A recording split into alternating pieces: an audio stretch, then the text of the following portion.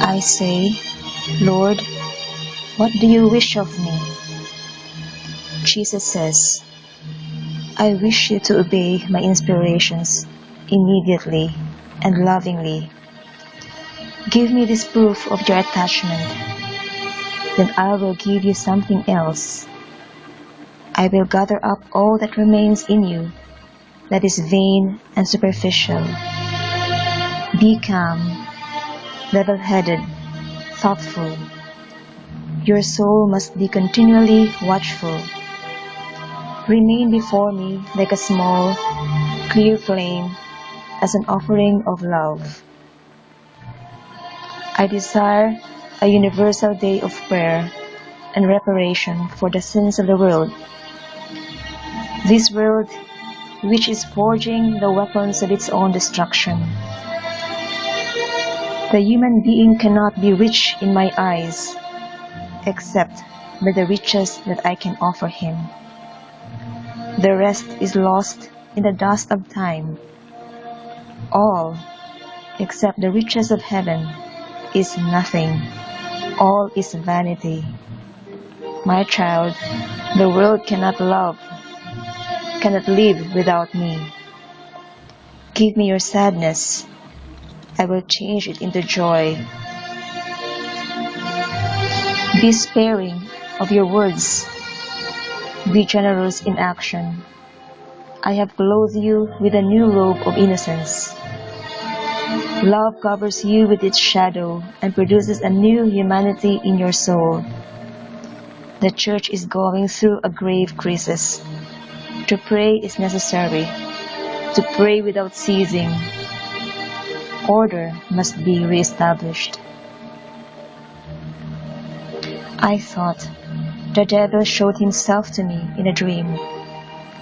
He went round about me, extinguishing the lights and sneering at me.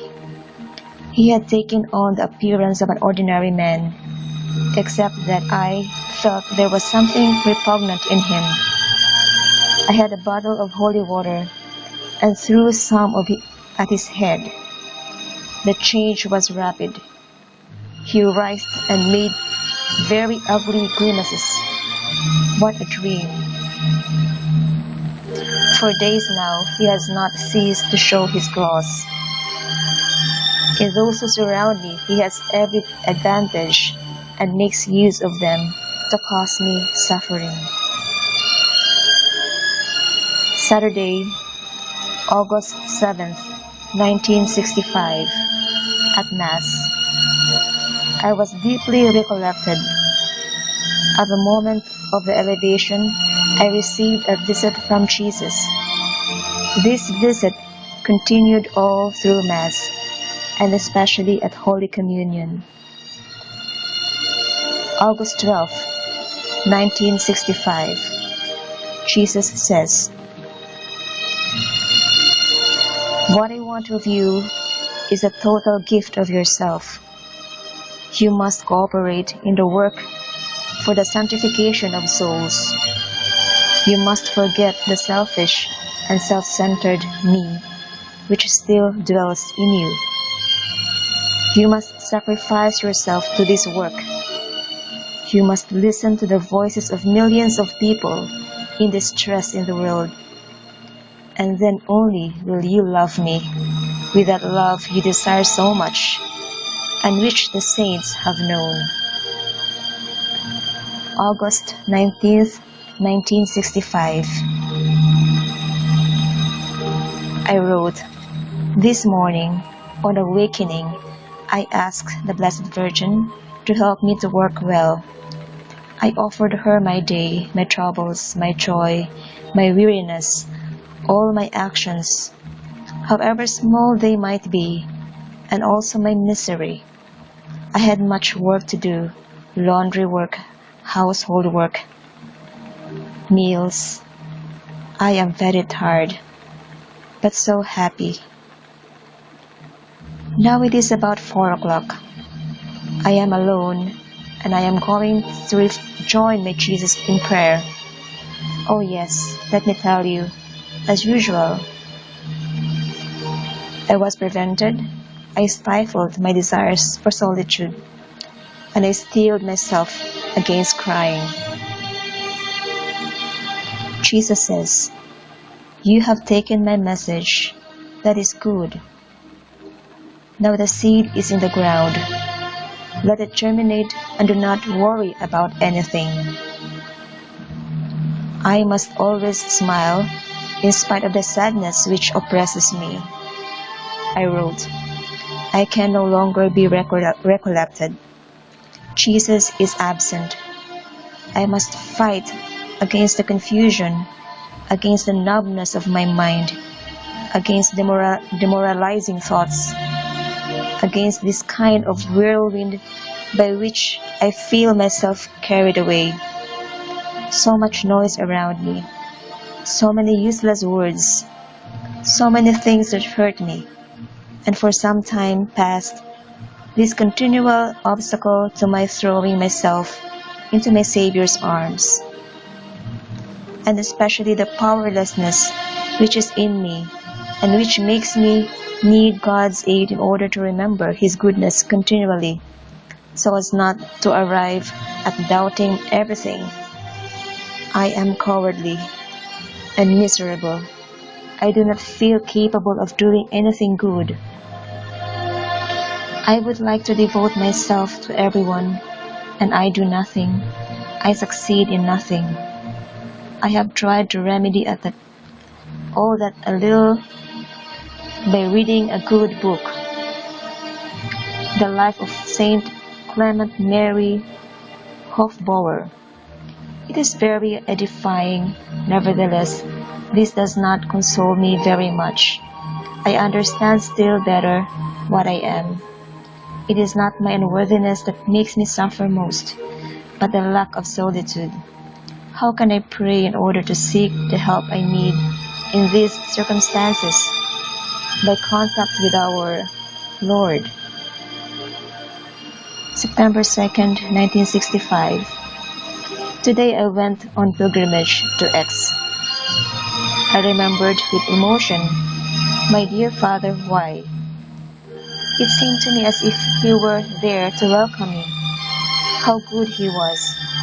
He has not abandoned me, and from heaven he still protects me. I went to confession, and my heart was joyful. I felt quite renewed. September 6, 1965. I say, if you do not give me that love the saints have known, I do not want any other. With holy boldness, I do not hesitate to tell you that I prefer not to love. I prefer not to love you than to love you badly. A mediocre love does not attract me. Only your saints have loved you as you deserve. This love comes from you. If you give it to me, who am only weakness and baseness, your glory will shine forth with greater strength. Jesus says, you are a child of God and of Holy Church. I am the voice to which people listen so rarely, though it resounds to the four corners of the world. The voice which makes itself heard in each one of you and which is repulsed and stifled by a great many. My poor children, how long shall I endure you? So much noise and so little positive result. I say, my Jesus, I love you. I wish to love you alone. I would rather die 1,000 times than offend you gravely. Do with me what you will. Help me, my beloved. Remember that I am only weakness. Never leave me. Even when you seem to be absent, I love you. I hope. I trust. I believe. My love. My all.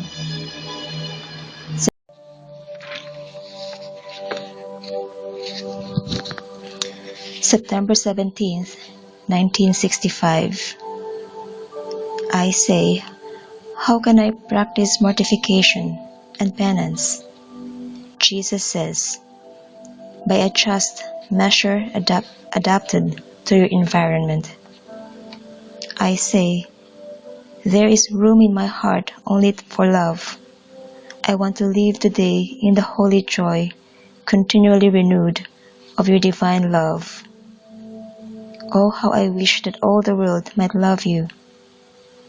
What happiness to be a child of God and of Holy Church. Jesus says, you are, you will be, and you will remain eternally the child of my most sacred heart. I say, I sow in tears. The harvest will be good. Jesus says, do not seek to know what tomorrow will be. Be faithful to grace and abandon yourself unreservedly. Pray, pray incessantly for all your brothers. Be gentle and humble of heart. Holiness exists in all states of life. Ask for it, and it will be granted to you. I never refuse my help to those who ask me with humility. Before speaking, learn to listen and reflect. The counsel will not bear all the fruits which had been hoped for. It is when all seems desperate that one perceives the unique plank of salvation. I say to you, the dead are made for the dead, and the living for the living. Have you given me all? I say, Lord, I am so afraid. Jesus says, my little child, give me your fear, and I will make it into heroism. You do not tell me often enough that you love me. I have such need of love. I say, my beloved, today will be what you wish it to be. I abandon myself to you. October 19th, 1965. Jesus says, only the love of the little souls holds me back. They put salt on my wounds.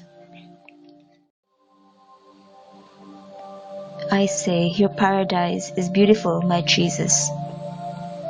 Jesus says, yes, but few are entering it at this moment. I say, you are love, that love which you are spreading everywhere in the world, that love which is scorned, misunderstood, forgotten. As for me, I love you with this love that you have given me, with my weaknesses, my imperfections, my cowardice. Jesus says, my child, you love me with your humanity, certainly, but this love, it is I, and it effaces all your imperfections. October 20th, 1965. At communion, Jesus says, all comes from me, and I am scorned, scoffed at, forgotten. I say, Lord, save your children. Jesus says, I cannot save them against their will.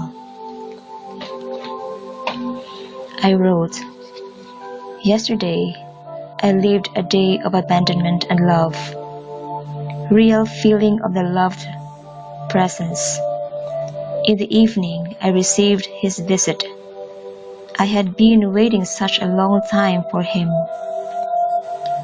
October 21st, 1965, Jesus says, henceforward, I will take care of you and all those you commend to me. Do not worry about anything. I will provide for all your needs. Appearances are deceptive. That which is striking to the eyes of the world is useless for heaven. My little Violet, I trace the sign of the cross on your forehead, on your lips, and on your heart. October 22nd, 1965. Jesus says, I pity you so much. Why have you no pity for me? My mercy is eager to diffuse itself. It is held back by my justice, but it will triumph. I cannot force them to love me. Have I not given freedom to all? Think of what you are. Think of what I am. My love has filled the distance which separated me from you. My mercy shines out in you. You, more than others, needed my mercies, my poor child. Believe in my love. Never doubt me. October 27th, 1965. Jesus says, You are only a tiny nothing, but I have united this nothing to my all. Ask, I will give. Give me much love. You will never give me enough. Pray much for your brothers. Never cease praying. All must be done by love and in love. I say, Lord, I have so often sought happiness apart from you. I have only found it in you. Thank you. October 28th, 1965. At Communion, Jesus says, Do not seek to know. Do not seek to understand. Love. That is what your God asks of you. Can one always prevent oneself from hurting those one loves? October 31st, 1965. Feast of Christ the King. Jesus says, Prove your love by acts of submission, of abandonment, offering and thanksgiving. Do not be afraid, my child. Everybody knows this fear. It is the wages of sin. Bear it for love of me. In remission for your sins and the sins of mankind, you must pass by death to find life. Love death, since by it you will find eternal happiness. I am their only food. They know felicity in an apotheosis of glory. My dear little souls, my child, do what I ask you to do. Is it so difficult? I am there. In the afternoon at church, Jesus says, My child, you are approaching very closely to a great mystery, the incomprehensible love of my divine heart for all men, my bleeding heart which pardons, my bleeding heart which forgets, my bleeding heart which excuses, my bleeding heart which implores, my suffering heart which so hungers and thirsts for love. November 3rd, 1965, Jesus says, My child, you are sad, and I, when you suffer too much, come to my heart. November 8th, 1965, on awakening, Jesus says, Unite yourself to me in spirit, in words, and in actions. Forget your cares, my little daughter. Do you not wish to suffer a little more for me? Oh yes, Lord, I want to do so. November 9th, 1965. One morning on awakening, I was very anxious about my mother. Jesus says, Do not worry about tomorrow. Take what I give you today and thank me for everything.